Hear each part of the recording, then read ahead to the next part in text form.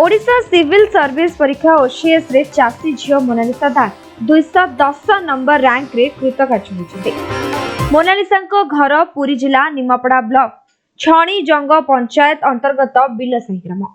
Mona Lisa पिता धर्मानंद दास जड़े चाषी होइतबा बेले मारती मिश्र गृहिणी अटंती।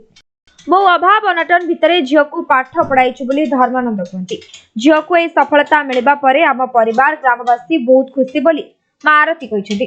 मोनालिसा गोपठारे थिबा एक घरोई बैंक रे चाकरी करथिले। ओसीएससी परीक्षा देबा पई प्रस्तुत हेबा लागि 3 वर्ष तळु चाकरी छाड़ी पाठ पढुथिले। दिनकु 8 घंटारू अधिक पाठ उपरे समय दोथिले।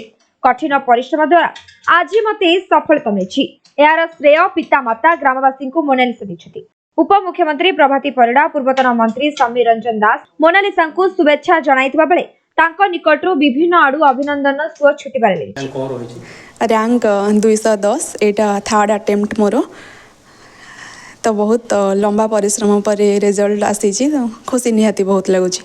हाँ मु खुशी निश्चय अच्छी जे परिश्रम करथला बहुत परिश्रम भी करिछि 3 वर्ष ट्राई करथला जहाँ से सक्सेस है।